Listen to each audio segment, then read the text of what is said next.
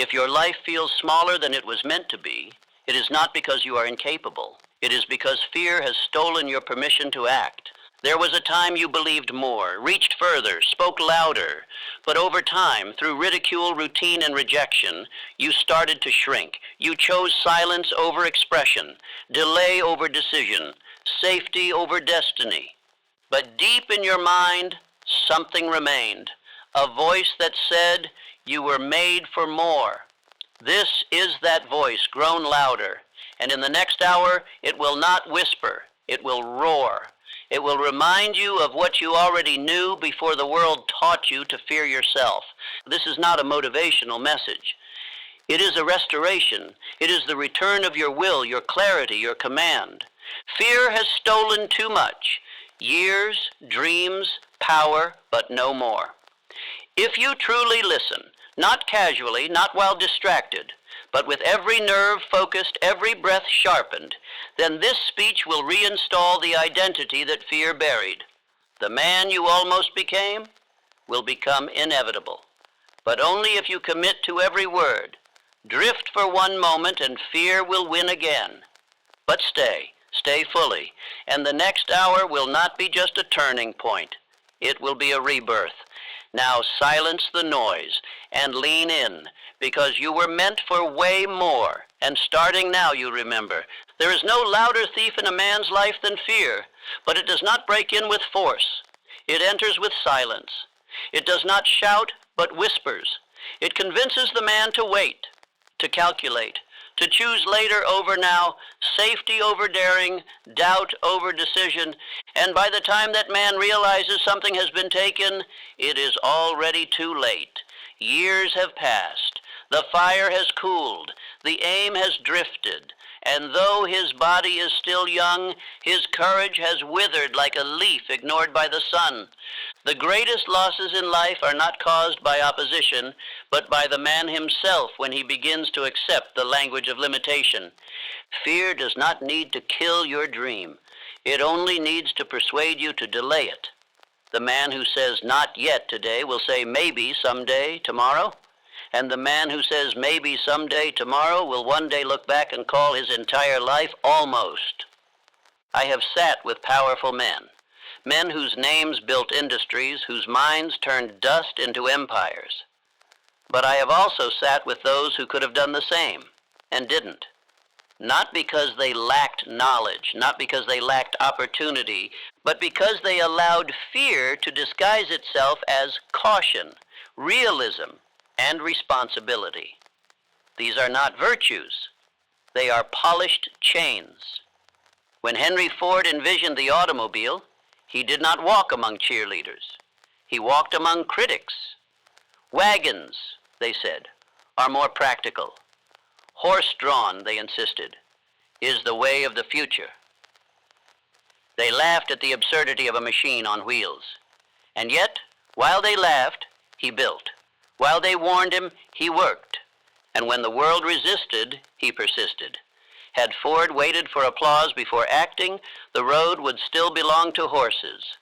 But he knew, the world does not reward the man who waits. It follows the one who walks. This is the great law. Fear only wins if you hesitate. If you move, it falls behind. If you wait, it sharpens its claws. It feeds on inaction. The longer you pause, the louder it speaks. You think fear needs to overpower you. It doesn't. It just needs you to slow down, to stall, to question yourself, to reach for another book before you begin, to say, I'm not ready one more time. And then it builds its home inside your voice, inside your decisions, inside your very identity. Let me speak plainly. You are not tired. You are not confused. You are not unprepared. You are haunted by the belief that staying small keeps you safe. But what has that safety brought you? What fruit has come from doubt? What fortune has been built by delay? Every time you hesitate at the edge of purpose, fear wins another round, and you lose another year. A man must learn to see fear not as a stop sign, but as a signal that something sacred is near. The presence of fear often confirms that you are close to your greatest growth, but only if you step through it. Most men do not fail because they were wrong. They fail because they never even began. They let fear steal the first step. And once that first step is gone, the path begins to vanish. I say to you now, act while afraid. Speak while your voice shakes. Build while your hands tremble, because the man who moves through fear becomes the man who commands it. You do not eliminate fear by waiting for its permission. You eliminate it by ignoring its voice and walking anyway.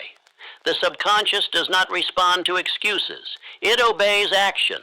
And if you hesitate, your mind will obey hesitation. Let us not pretend this is new knowledge. You've felt it already, in your chest, in your gut, in the back of your mind where your future speaks in quiet rebellion. It has whispered to you every day, you were meant for more. Not louder, just clearer. But fear is louder, and you've obeyed the voice that shouted instead of the one that knew. Today, that ends. Repeat after me, not with passivity, but with decision. I am the type of man who no longer pauses at the edge of purpose. Fear does not counsel me, it flees me. I am not cautious, I am called. Let these not be mere words, but commands. The man who walks with a definite purpose, who acts as if the outcome is already his, is a man whom fear can no longer follow. And that man is now. The downfall of most men is not a sudden blow. It is a slow fade, a slipping into softness, a quiet surrender to routine and false comfort. They do not fall by force, they fall by drift. This is the devil's most effective weapon, not fury, but familiarity, not crisis, but comfort. It is not failure that takes them. It is delay, repetition, and the illusion that another day, another month, another year will bring clarity, when in truth it only brings decay. Outwitting the devil revealed this in its most chilling clarity. The adversary of progress does not need to crush your goals. It only needs to make you postpone them. I'll wait until the timing is right. I'm not sure yet. I'm still preparing. These are not plans. These are eulogies read slowly across decades. And the man who speaks them has already died. He simply hasn't been buried yet. Fear breeds drift in its most deceptive form. It does not show up with horns and fury. It wears a suit and carries a calendar. It tells you to pause, to be smart, to wait for the right moment. But the right moment never comes to the man who does not decide. It arrives only for the one who demands it. Edison did not become a monument to invention by hoping ideas would visit him. He commanded them. He obsessed over his purpose to the point that doubt could no longer speak. While others slept in the rhythm of routine, Edison burned midnight oil, not to impress, but to progress. Drift is the enemy because it disguises itself as wisdom. The drifter often appears productive. He reads, studies, prepares, but he never commits. He is the man who builds blueprints but never lays a brick. He dreams, yes, but dreams in the daylight, never daring to labor in the night. And make no mistake, he may speak like a visionary, but he walks like a ghost. Each day you fail to rule is a day surrendered to the rhythm of fear. The subconscious, if left without command, will default to the loudest voice. And that voice, unchecked, is almost always doubt. Without repetition of purpose, the mind will replay what it has heard from others. Be realistic. Don't get your hopes up. What if you fail? But when you command it, when you speak into it daily, deliberately, forcefully, you drown out every voice but your own. You must become the architect of your rhythm. Rise with a vow. Speak your identity aloud. Move before you feel ready. These are not motivational gestures. They are spiritual declarations. If you do not anchor yourself to purpose each day, you will drift into the tides of fear, and those tides do not lift. They pull you under slowly until you mistake motion for direction and breath for life. Let me be clear, no man drifts toward greatness. No empire was ever stumbled into. It is forged by men who interrupt the rhythm, who build new patterns of thought, who speak and act with the intensity of one who knows that death comes not at the end of life, but at the end of purpose. Every man must make this choice daily. Will I drift or will I dominate? Will I wait or will I walk? Do not confuse survival with success. The man who drifts may breathe, but he does not live. Now take these words and do not whisper them. Declare them. Speak them as if your future hangs in the balance, because it does. I am the type of man who interrupts the drift. I destroy delay before it begins. My days do not repeat, they ascend. I lead my thoughts, they do not lead me. Like I do not drift, I decide. These affirmations are not poetry, they are programming. They are bricks laid each morning, each night, in the foundation of a mind that refuses to sleep while destiny waits. Speak them until they are no longer statements but habits, and once they are habits, you will discover what few men ever do. That drift was never your default, it was your neglect. And now the drift ends. Before the world told you what was impossible, before you were warned to be realistic, and before fear was painted as wisdom, you dreamed. Not as an exercise, but as a natural expression of who you were. You saw yourself building, leading, creating. You saw the stage, the mountain, the empire. You saw yourself great. And let this be understood clearly now. That vision was not a mistake, nor a child's wandering mind. It was a blueprint, divine, unmistakable, and designed for you and you alone. Great men do not dream because they are bored. They dream because they are called. And in your earliest years, before the world instructed you to shrink, you were still close enough to the divine to hear that call clearly. The boy who saw more, who reached without apology, who imagined a destiny far greater than his surroundings. That boy was not foolish. He was faithful. Fear entered not when you failed, but when someone told you to be careful, when someone said, be realistic, and you listened.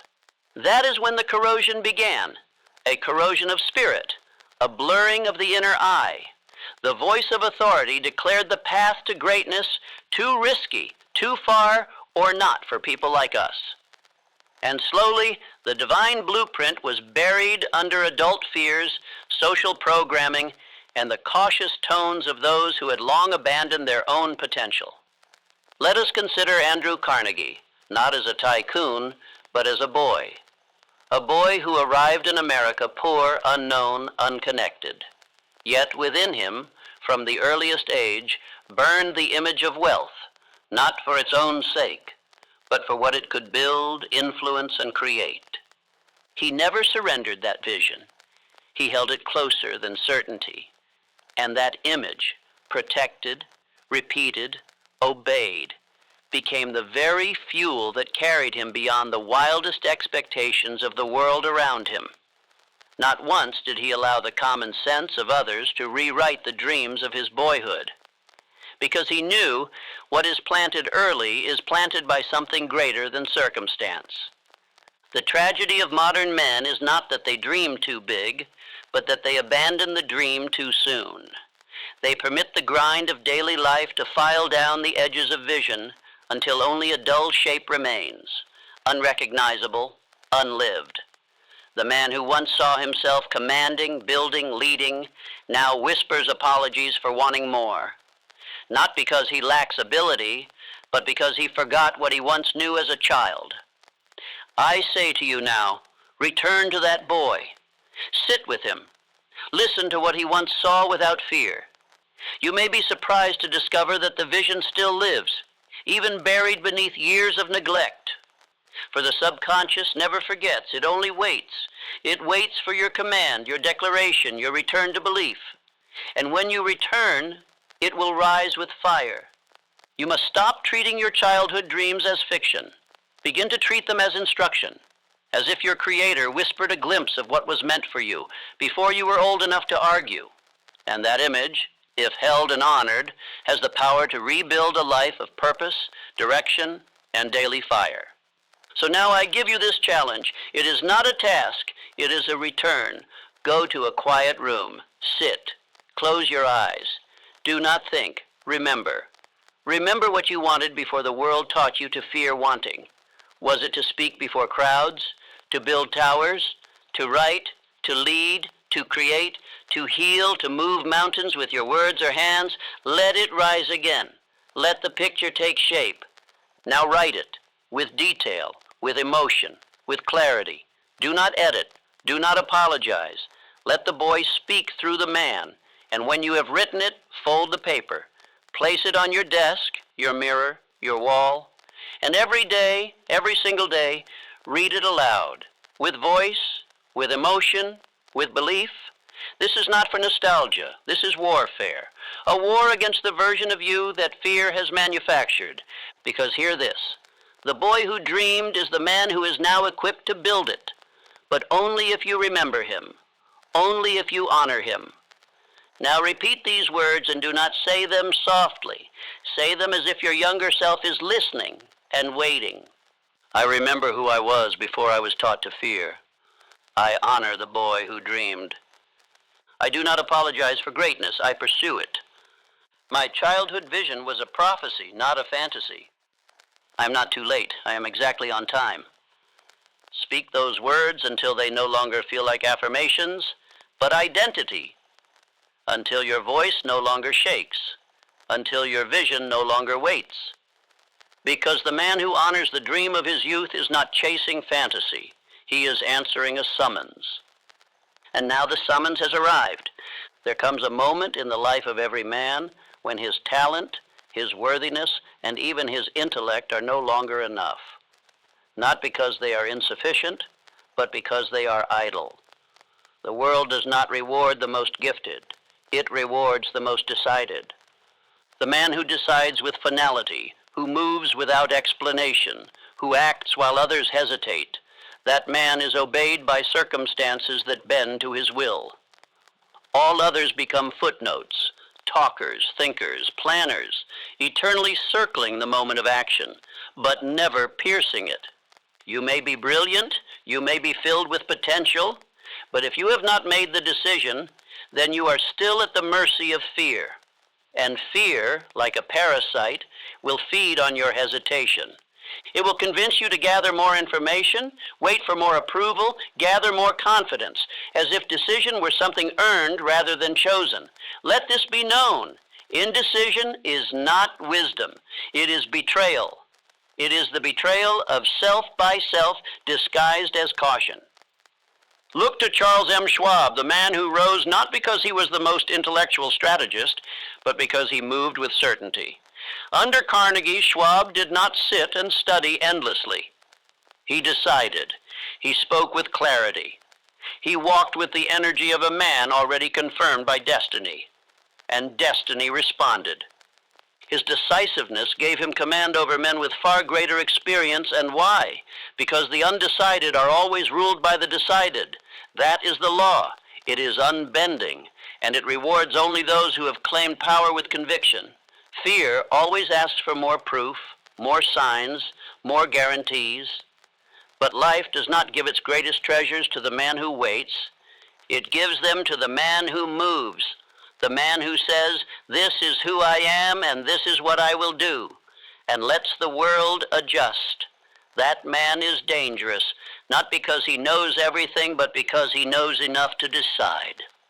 Your current hesitation is not due to lack of opportunity. It is due to lack of finality. You are still leaving the door open to your past identity, your past beliefs, your past excuses. You think you need to see more clearly before you act, but clarity is the reward of commitment, not its precondition. You do not get to see the full staircase before taking the first step. The world does not reveal the entire plan to the undecided. It reveals the next step to the committed. Think of every great man history has honored: Carnegie, Edison, Ford, Rockefeller. None of them began with all the answers. They began with a decision that this would be their path, come what may. And the universe, the marketplace, the mind itself, all reorganized around that single point of conviction. It was not intellect, it was decision that moved mountain. So what are you waiting for? Whose permission are you secretly seeking? What approval do you believe will finally make you worthy to act? Let this truth thunder through your soul. You are not waiting for proof. You are delaying your power. And every day you wait, the man you were meant to become grows quieter inside you. The world is not against you, it is waiting on you, waiting for the signal that you are ready to stop dabbling and start dominating. And that signal is decision, not talk, not notes, not goals. A decision that says, this is who I am now, there is no going back, there is no second path, there is no safety net, I move forward, I do not retreat. Speak these words until your own subconscious has no choice but to obey. I am the type of man who decides with finality. I do not wait for certainty, I create it. My decision builds momentum. My decision attracts power. My decision commands the world. I no longer ask for permission. I move and the world moves around me. I do not explain, I execute. Let these be more than affirmations. Let them be a sword, a weapon against the inner voice that says, not yet, not sure, not enough. That voice is not you, it is fear, and fear has spoken long enough. Now you speak, now you move. Because the world is not asking you to be perfect. It is only asking you to decide. There is a law more potent than most men will ever realize. A law that governs whether you rise in clarity or drown in confusion. Whether your name becomes a banner of greatness or fades into the background hum of mediocrity. That law is bold repetition. The mind, like a field, grows whatever seed is planted, and the seed that is planted most frequently takes the strongest root. You may believe in ambition, you may dabble in discipline, but until your dominant repetition is directed on purpose, your results will remain accidents, not intentions. The subconscious mind is not swayed by logic. It is not moved by single moments of motivation. It does not respond to inspiration that flashes and fades like lightning in the night. It obeys only that which is repeated with feeling. And if you do not take command of that repetition, fear will do it for you. Understand this. The average man already has a repetition practice. He repeats worry, he repeats doubt. He repeats weakness, excuses, and imaginary limitations every single day. The only difference between the successful and the stagnant is what they rehearse. The man who repeats strength becomes strong. The man who repeats helplessness becomes a servant to circumstances. The subconscious makes no moral judgment. It does not discern between greatness and mediocrity. It merely obeys. And it obeys the voice it hears most often, especially when that voice is charged with emotion. Elbert Hubbard understood this law well. He did not surround himself with motivational slogans or aimless encouragement. He repeated creeds, declarations of intent, codes of self-command, statements of identity that pierce through doubt like a sword. He knew that to live deliberately, a man must speak to himself with the authority of one who has already arrived. There was no room for timid phrases, no tolerance for vague wishes. Hubbard spoke boldly because he understood that the subconscious mind respects power, not politeness. Let me speak plainly. If you are not repeating who you are becoming, you are reinforcing who you were. And who you were is not equipped to carry what you say you want. The future you are chasing cannot be built by a mind still ruled by yesterday's doubts. The answer, then, is repetition. But not just any repetition, bold repetition, the kind that charges your voice with certainty. The kind that shakes the silence in the morning and silences the noise at night. Every morning before the world speaks to you, you must speak to yourself. Before a single opinion enters your ears, you must install your own. You must rise and declare your intentions. Not once, not occasionally, but daily and with force. You must stand before the mirror and remind your subconscious that there is only one voice it must obey, yours. That there is only one identity it must build, yours. That there is only one destiny it must serve, the one you command. The ritual is sacred. Do not skip it. Do not whisper it. Do not rush it. This is your moment of authorship. This is where the mind is most open and most programmable.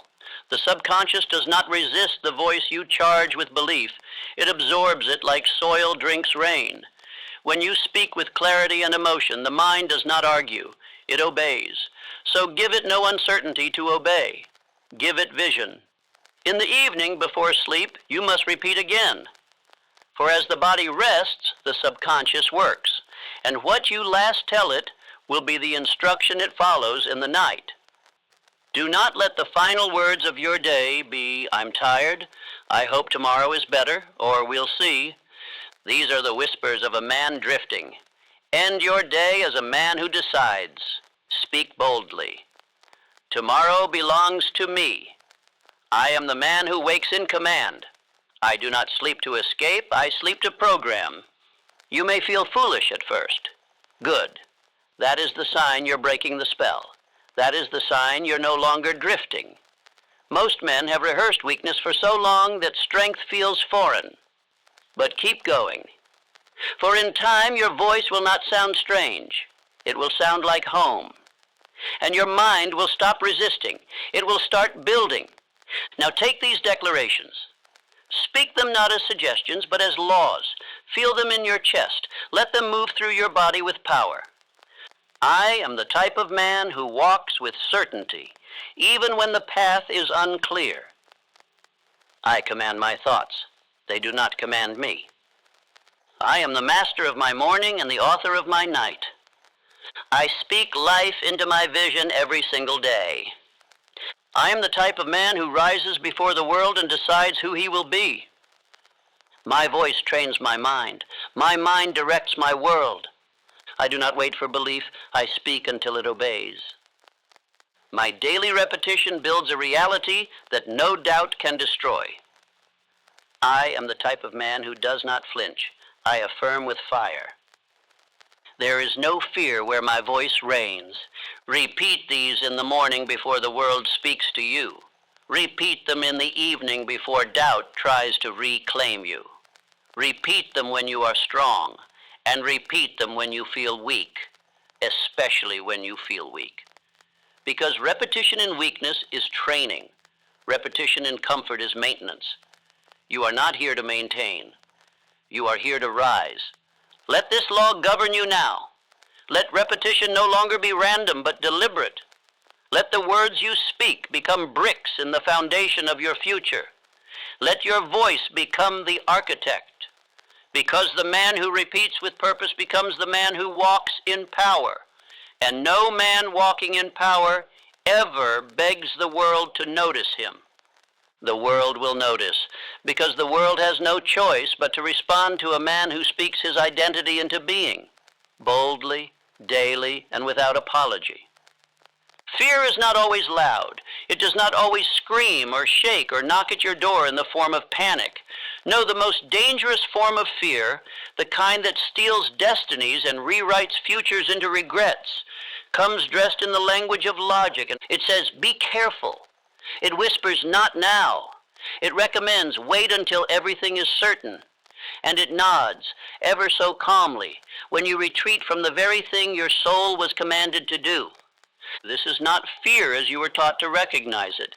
This is fear disguised as caution, as balance, as prudence. It wears intellectual clothing. It speaks with the voice of reason. It sounds like friends. It mimics mentors. And worst of all, it often sounds like you. You call it thinking it through. You call it planning. But in truth, you are not thinking. You are rationalizing a delay that has lasted for years. Great men knew this enemy well. John D. Rockefeller, one of the most calculated visionaries to ever breathe, was warned by nearly every advisor he had not to invest as boldly as he did during financial downturns. They called him reckless. They said he lacked caution, yet years later, these same men would follow his moves, copy his patterns, and call them genius. Why? Because success proved him right, and fear had only disguised itself as wisdom in their mouths. Rockefeller had what few men possess, the ability to hear the mask behind the words. He knew when logic was truly logic, and when it was just fear in better clothes. Understand this: fear is a shapeshifter. It knows it cannot always frighten you into submission, so it pretends to be your counselor. It sits on your shoulder and says, "Be smart, don't rush." It quotes statistics. It offers stories of others who failed. It reminds you that you have responsibilities. It plays the role of the careful planner, and in doing so, it delays action, just long enough for your fire to cool, your focus to fade, and your former habits to reclaim the throne. You must learn to spot this imposter. You must examine every thought that tells you to pause and ask it this question: is this true wisdom or just a well-dressed fear? Because there is a time for planning. There is a time for thoughtful delay. But the man who wishes to rise must admit that most of what he calls waiting for the right time is simply cowardice with good posture. Let us speak plainly. You will never be ready. The stars will not align. The conditions will never all be in your favor. There will always be one more piece of information you could gather, one more book you could read, one more opinion you could seek. And if you listen to that voice long enough, you will die as a man who almost did something great, and the world does not reward almost. This is the trick of fear. It does not aim to stop you with force. It aims to delay you with questions. What if it doesn't work? What will people say? What if I'm wrong? Shouldn't I be smarter about this? These are not inquiries. These are chains. And every time you pause to answer one, you are reinforcing their power. The answer to these chains is simple, though not easy. Act anyway. Act even when the answers are not clear.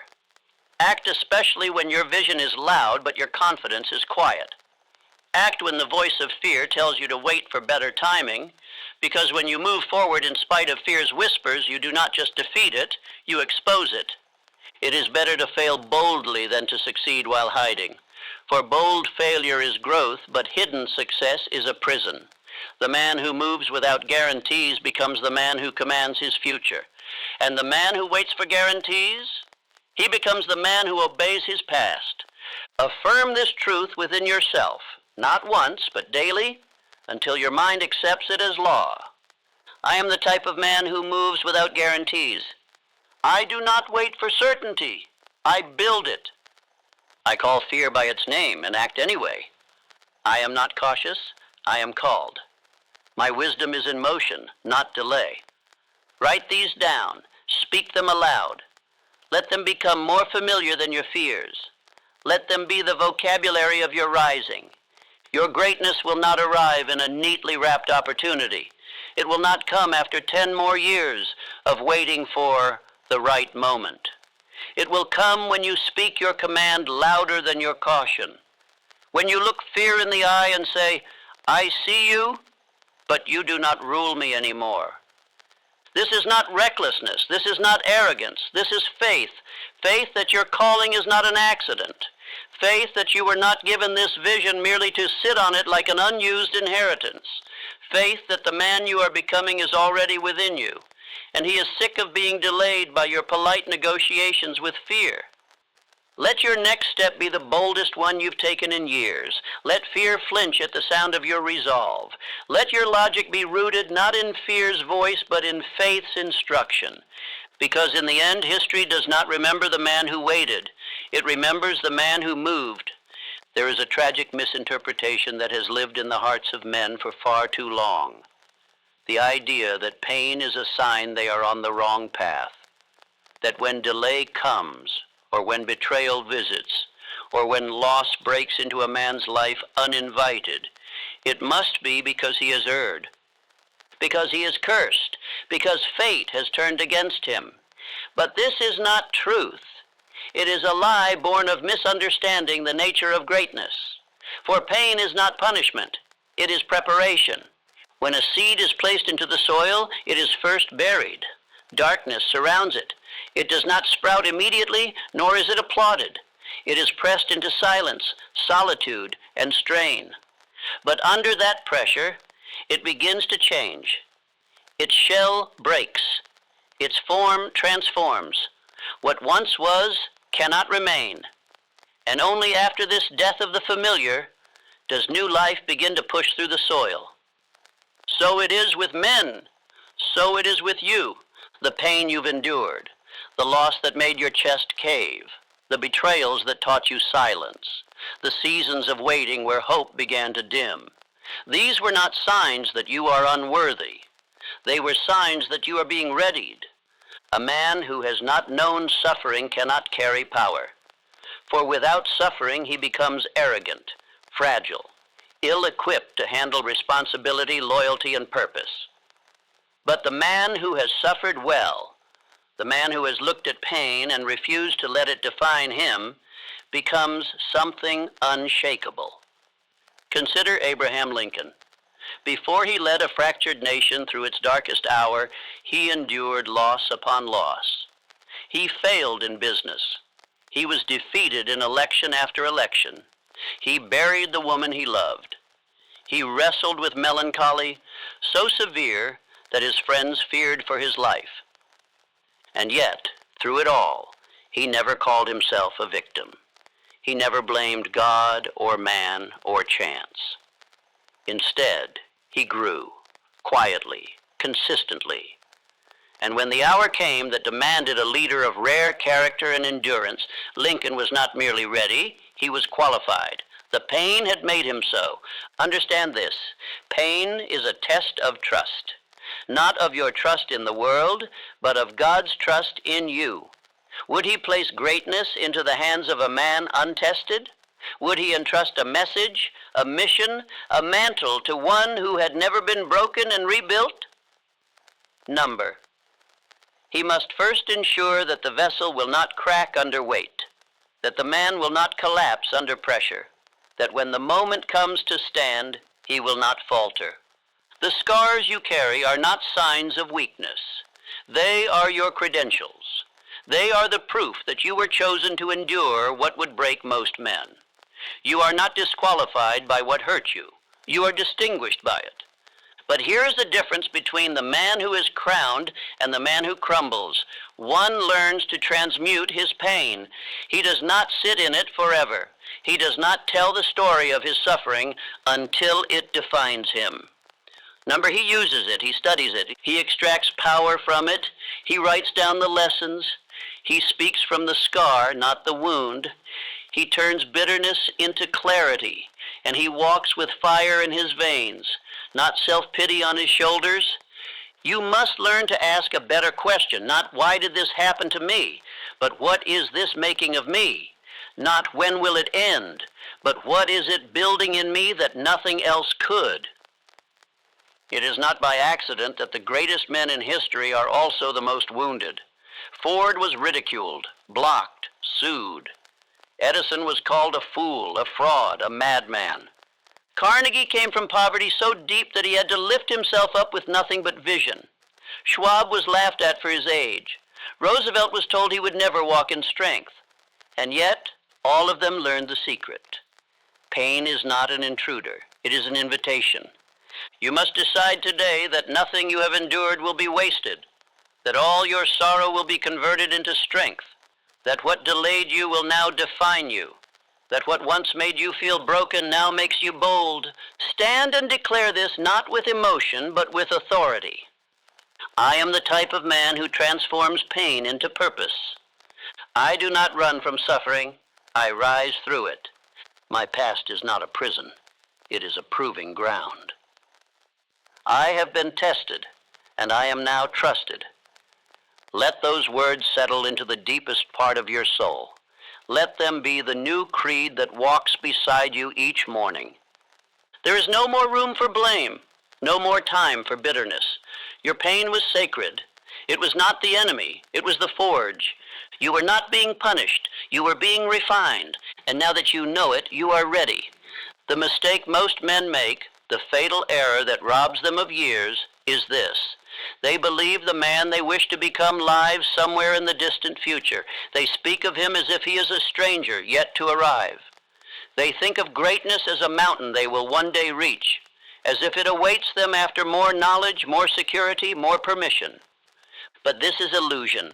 The man you are meant to become is not off in the future, waiting to appear. He already exists. He lives within you now, buried not beneath time, but beneath delay, beneath fear, beneath memory. You do not need more years. You need more clarity. You do not need more information. You need more decision. The truth, if you are willing to hear it, is that your highest self has been knocking on the door of your daily life for decades. Not once. Every day. And every day you've said, not yet. I'm not ready. Maybe tomorrow. But he is not patient. He is not casual. He is your divine design, and he will not wait forever. When Edwin C. Barnes decided to partner with Thomas Edison, he did not send a letter of inquiry. He did not ask what the qualifications were. He did not delay until he had capital or reputation or experience. No, he simply showed up. He boarded a freight train, traveled across the country, and walked into Edison's office as though he already belonged, not with arrogance, but with conviction. He did not beg for the role. He declared it in presence, in posture, in speech. And the world, being a mirror, eventually confirmed what he already knew. He was the man for the task, not in 10 years, not after a few promotions. That very day, his identity outran his credentials. And Edison, whether immediately or over time, recognized it. This is not fantasy. This is not delusion. This is the law of assumption in motion.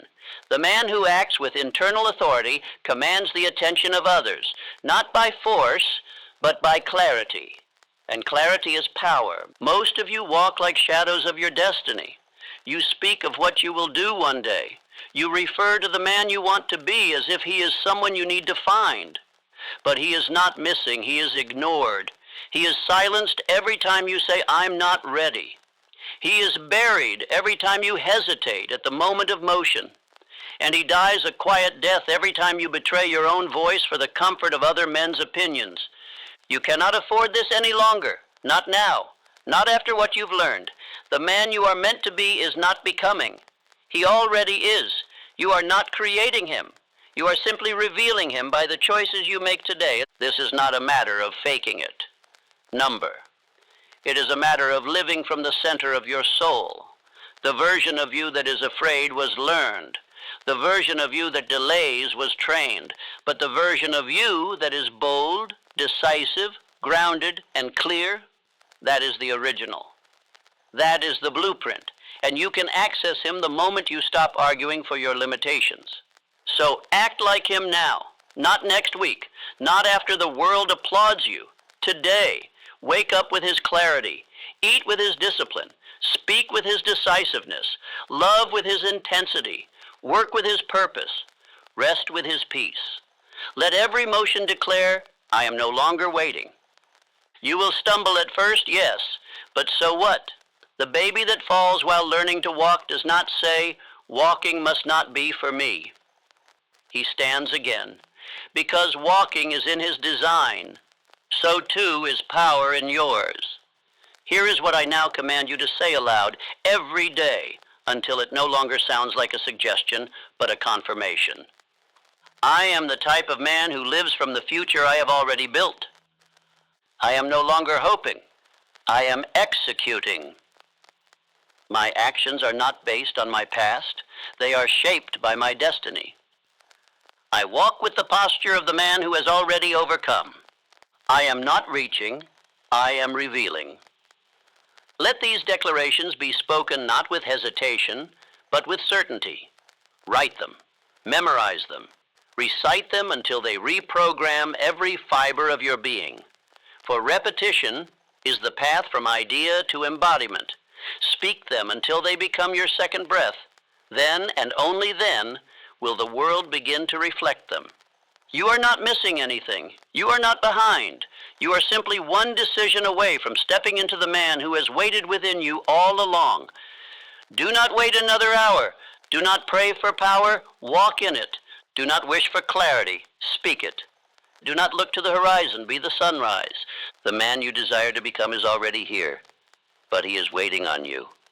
and he is not patient. Take a blank sheet of paper, not a digital screen, not a fleeting thought, paper. For what is written by hand touches the subconscious far deeper than what is merely pondered. This paper will not hold plans or goals. It will hold truth, your truth, and it will expose the silent thief that has robbed you year after year. At the top, write the fear ledger. Beneath it, draw 2 columns. Label the first column, fears I obeyed. Label the second, what it cost me. Now, begin. With honesty. With fire. With no room for self-protection or polite censorship. Write down every fear you have listened to in the past 5 years. The moments you paused when you should have spoken. The opportunities you let pass because you wanted to wait and see. The dreams you delayed because of what might go wrong. The people you avoided confronting, the habits you refused to kill, the visions you kept private, all because fear whispered, not yet, not you, not now. Was it the fear of failure, rejection, public embarrassment, losing money, being laughed at? Write them all. Next, in the column beside each fear, write the cost.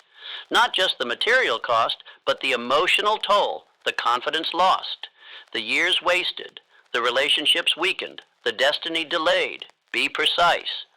I didn't ask for that promotion because I feared I wasn't ready. Cost, 2 years of stagnant income, loss of respect, growing resentment. I didn't speak my vision aloud. Cost, loss of clarity, drift, missed allies. Make this a sacred confrontation. For until you count the cost, fear will continue to feel affordable. Once the ledger is full, sit with it, not as a victim, but as a man reclaiming his mind. Let your eyes scan the page, not with regret, but with resolve. You are staring at the receipts of fear's manipulation, but this is no longer a record of defeat. It is a declaration of war. Now, fold the paper, go outside, or to your sink, or to the fireplace, and burn it. Watch it turn to ash. Watch the flames eat the lies. As the smoke rises, say aloud, not as a whisper, but as command. Fear no longer speaks for me. I do not answer when fear calls. I write the orders now. Feel the shift. Let your nervous system register the moment as final. This is not a game. This is exorcism by fire. You are no longer the man who negotiates with fear. And from this day forward, let this be your vow. If fear does not pay rent, it does not live in your mind. If you ever feel fear creeping again, remember this ritual. Not the emotion, the decision. Fear may visit, but it will no longer govern. You are no longer that man. You are no longer available for fear's counsel. You are the one who acts, who speaks, who builds. And the next 5 years, they belong to you. A man may possess vision, strength, and even the beginnings of courage, but if the air he breathes is filled with the stench of doubt, he will suffocate before his destiny is born. The environment of a man is not neutral. It is either forging him into steel or softening him into ash, and most do not even see it happening. They do not recognize that the slow poison of their surroundings is what kills their greatness, not with a blade, but with a pillow. Look around you, not just with your eyes, but with spiritual discernment. Who do you allow near your thoughts? What voices have you permitted to echo in your mind? Who are the men and women who call you daily? Do they stoke your fire, or do they dampen it under the cloak of concern and reason? Understand this truth. The mastermind principle is not a suggestion, it is law. No man climbs without being lifted, and no man falls without being pushed. Your environment is the sum of every influence permitted to touch your inner world. If even one doubter remains in your circle, their fear will find its way into your bloodstream, and you may not even know it until hesitation begins to spread like frost across your ambition. Consider Henry Ford. When he birthed the idea of mass-producing automobiles, the world scoffed. Men said, "That's impossible." But those men were not in his daily council. His inner circle was comprised of builders, not questioners. He knew the mind must be guarded like a treasury, and he allowed no one near it who spoke of limitation. When investors or advisors tried to steer him from his course, he ignored them, not rudely, but decisively. He did not need their doubt to become his diet. And what of you? You who claim to be building something worthy, but keep companions who speak more of safety than of greatness. You who say you want to become more, but return each day to the same room, filled with the same reminders of who you used to be. You must understand, the battle is not only fought within, it is fought in every corner of your life. Your furniture, your schedule, your habits, your conversations. They are either armor for your mission or poison for your progress. Begin today with the ritual of purging. Every week, remove one symbol, one voice, one item, or one habit that ties you to your lesser self. Do not argue with it. Do not sentimentalize it. If it is not aligned with the man you are becoming, it must go. That old jacket from a time when you were drifting, donate it. That chair where you sit and scroll your hours away in silent fear, burn it. That friend who never builds, only complains, release him, with grace but with finality. Your home should be a temple, not a tomb. Your desk, your walls, your wardrobe, your bookshelf, each must be curated like the palace of a king. If an object, a person, or a pattern cannot be seen in the life of your highest self, it does not belong in your present. Do not wait for your environment to change. Command it. Stand in the center of your room, look around, and declare, "Everything around me must now serve the man I am becoming." Repeat it until you believe it. Say it again every time your hand reaches for the old habit, the familiar comfort, the easy distraction. There is a reason great men build libraries, sanctuaries, and spaces of solitude. It is not to isolate themselves from people, but to insulate themselves from mediocrity. And so you too must become deliberate in every detail. When you rise in the morning, what greets you? When you walk into your workspace, does it breathe clarity or does it sigh confusion? Fear thrives in clutter. It survives in chaos. But fear dies in the presence of order, intention, and vision. Let your very surroundings whisper back to you, "We are ready for greatness." Are you? Affirm this as you command your space. I do not tolerate reminders of my past self. Everything around me reminds me of where I'm going. My environment bends to my mission, not the other way around. Repeat these aloud. Post them where your old excuses used to live. Speak them while clearing the dust from forgotten corners. Say them while discarding the weak voices, the tired relics, the quiet comforts that dulled your fire. You are not cleaning, you are consecrating. You are not decorating, you are declaring. A man's surroundings are a sermon. Let yours preach purpose. Let your air be filled with the scent of direction. And let the world that once softened you now shape you into steel. Because a man who controls his environment does not wait to feel powerful. He lives in power. A man's downfall is rarely born from chaos itself, but from his confusion in the midst of it. For fear shouts, it screams, it panics. It storms into the mind with trembling hands and false alarms. It appears urgent, authoritative, and inescapable. But destiny whispers. Destiny does not fight for attention.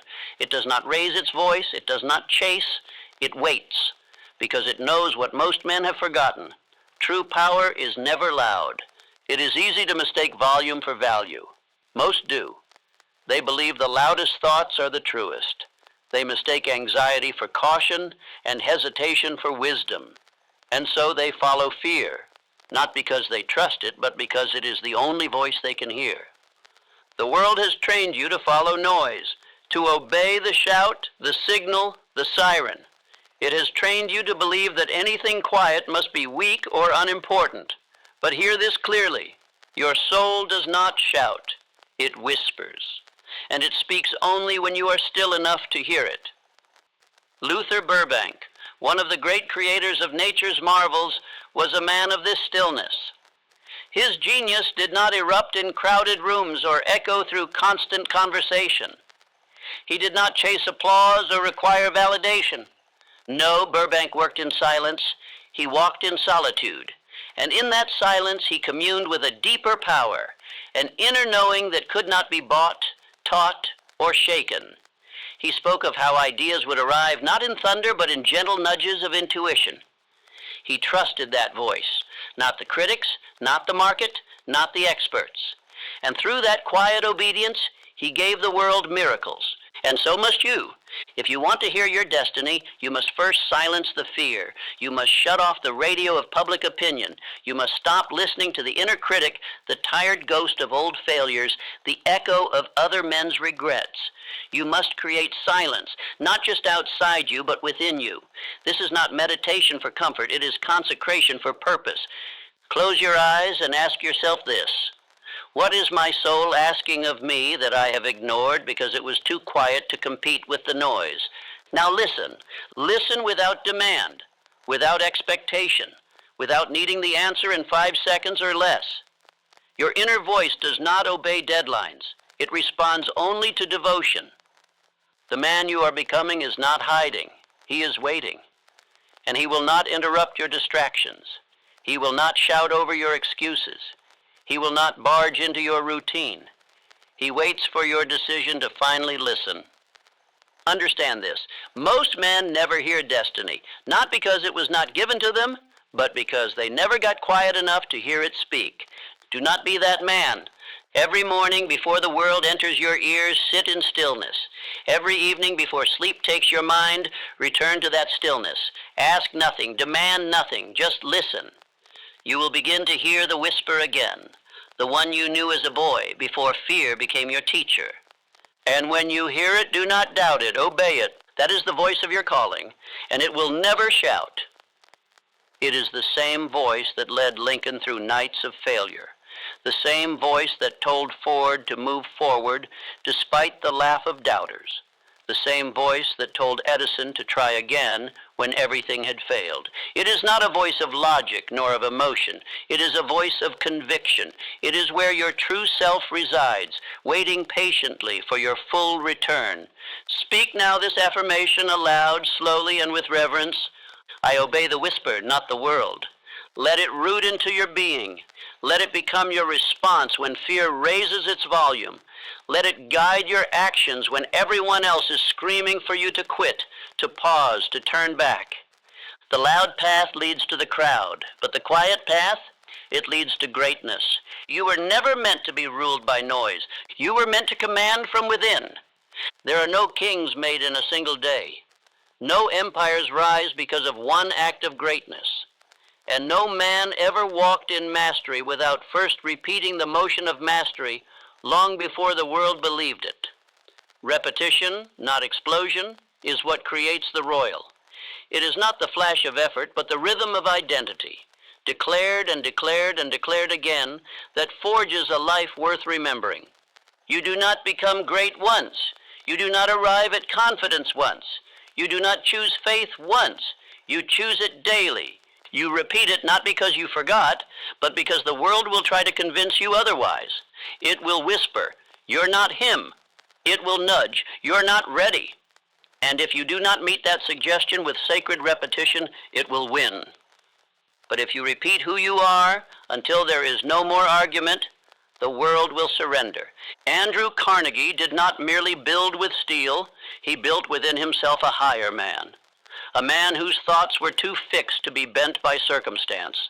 He rose, worked, and gave with the same inner statement, "This is who I am." His actions, his words, his decisions, all were repetitions of a single chosen identity. He repeated not his past, but his vision, until the present had no choice but to obey. This is the secret most overlook. They believe repetition is only for the weak, the unoriginal. They crave novelty. They crave the next idea, the next plan, the next method, and so they drift. Not because they lack intelligence, but because they refuse the royal law of identity repetition. The man who repeats his powerful self-image becomes that man. And what of you? Have you built the habit of declaring who you are, even when results say otherwise? Have you chosen your words and repeated them until your subconscious believes there is no other option? Have you made your daily declarations sacred, You must begin to speak your future until the present surrenders. You must rise in the morning and say aloud, not as motivation, but as identity law, I am the man who executes. I am the man who no longer delays. I am the man whose thoughts create movement. I am the man who becomes royalty through repetition. And do not stop. Speak it in the shower, in the car, on your walk, before you eat, before you sleep. When you rise in the night and feel doubt knocking, respond with declaration. This is not empty ritual. This is installation. Every time you speak the truth of your becoming, you chisel away the false image that fear tried to sculpt in your youth. Every repetition is a revolt against mediocrity. And listen to this closely. Even if no one believes you yet, even if the world mocks your words, even if your voice trembles and the mirror laughs, repeat anyway. Because the world does not respond to who you were. It responds to who you decide to be consistently. When Ford imagined his factories, when Rockefeller charted his enterprises, when Edison envisioned the light long before it shone, do you think they waited for proof? Number. They became the result through ritual, through repetition. And that identity, repeated often enough, created the very outcome they envisioned. You must do the same. Write down the identity you wish to embody. Speak it aloud morning and night. Repeat it until your body adjusts, your mind aligns, and your environment reshapes itself around your voice. You will become royalty not by demand, but by declaration. Not once, but daily. This is the throne. This is the crown. This is the only way the man you were born to be returns from exile. Now say, I do not wait to feel it. I repeat it until I am it. Let that line become your sword. Let it defend you when doubt comes. Let it guide you when you feel small. Because you were not born to echo weakness. You were born to command identity. Repeat until it is so. Repeat until the throne appears beneath you. Repeat until the man you feared to imagine is the man staring back at you in the mirror. Royalty was never a gift. It is earned in repetition. If you do not rise and sleep with a definite chief aim in your heart, you are not living. You are wandering. The mind, like a ship, must be given a clear destination, or it will drift upon every wave of circumstance and suggestion. A man who does not carry his purpose at dawn and recite it again at dusk is not a master of his fate. He is a slave to randomness. This exercise is not optional. It is the foundation. It is the anchor of discipline. It is the starting point of all personal power. Here is what you must do. Every morning when you rise, before your feet touch the ground, write your definite chief aim, not in your thoughts, on paper. Write it with clarity, with decisiveness, with emotion. Then say it aloud. Speak it not as a wish, but as a command. Let your voice carry the conviction of a man who has already seen it fulfilled. Every night before you rest, return to that same sentence. Speak it again. Let your subconscious drink it in. This is not repetition for memory. It is repetition for installation. The mind obeys what it hears consistently.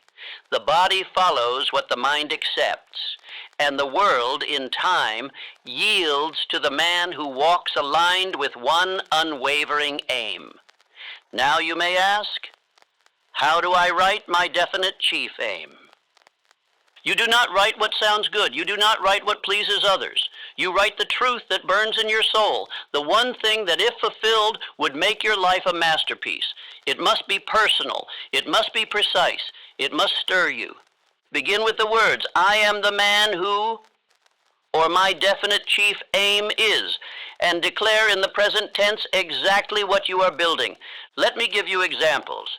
I am the man who builds a publishing company that reaches 1 million people with messages of purpose, discipline, and truth by the year 1900 and X. My definite chief aim is to accumulate a personal fortune of $500,000 through manufacturing in such a way that I may return the majority to education and public service.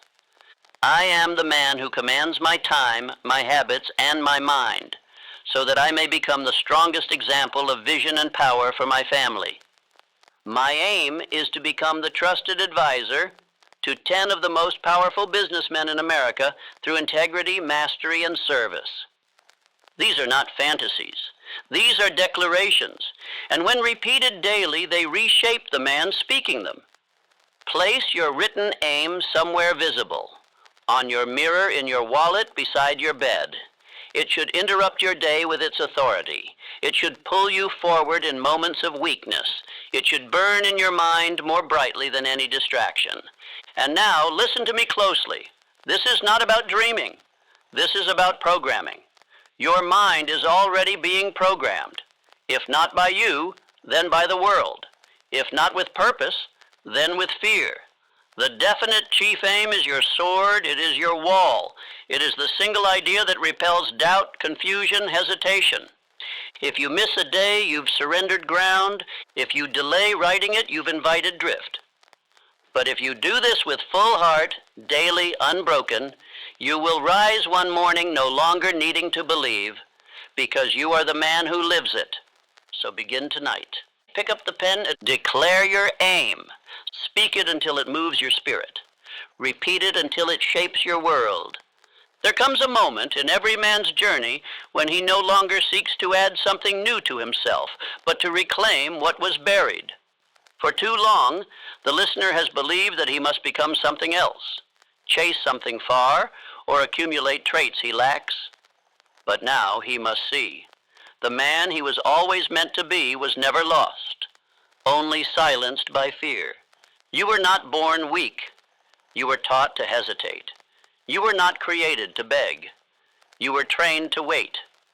And though the world may have praised your caution and admired your humility, those virtues became your prison the moment you allowed fear to wear the robe of reason. But today, in this moment, you must remember, you were always powerful, just obedient to the wrong master. The thoughts you suppressed, the actions you delayed, the decisions you postponed, those were not faults. They were betrayals, not of others, but of your birthright. For you were born with the seed of greatness. And fear, clever and patient, did not steal it. It merely distracted you long enough for you to forget it was there. But hear this now. You are not at the beginning. You are at the return. And returns carry weight, momentum, fire. They are not timid. They do not ask. They restore. This is your restoration. You must understand this clearly. The power you desire, the boldness, the decisiveness, the certainty, already lives in you. It does not require a new year, a new teacher, or a new opportunity. It requires only that you stop negotiating with fear and begin commanding from purpose. You do not need more time. You do not need more signs. You need only to remember.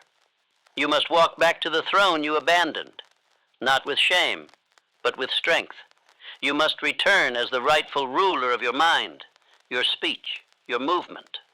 Look back not with regret, but with recognition. Every delay, every doubt, every detour, these were not curses. They were classrooms. They taught you the cost of silence. They trained you to hate hesitation. And now, because you have known drift, you are qualified to walk with direction. Rockefeller did not begin with applause. Barnes was not welcomed into Edison's inner circle overnight. Carnegie was not crowned by others. He declared himself, moved accordingly, and the world aligned in time. You must now do the same. No longer wait to feel ready. No longer seek permission. No longer bow to the voice that says not yet. It is now or never, and you were not made for never. Write your words, speak your aim, burn the old ledger, walk into rooms as though they belong to you. And if your voice shakes, let it. If your hands tremble, raise them anyway. The future does not require perfection. It only requires presence. Let these final affirmations be etched upon your mind. I was never small, only silent. You were not weak. You were unpracticed. You were not less. You were just lied to by a world that fears men who rise without apology. I do not ask anymore, I declare. You will not knock politely on the door of destiny. You will walk through it boldly, for it was made for you. Fear once ruled me, but I returned, and now I rule. This is your vow, your reminder, your restoration. You have not become someone new. You have returned to the man you were always meant to be. Let the world watch. Let fear whisper. Let delay tempt. You will not turn around. You are no longer available for anything less than full power.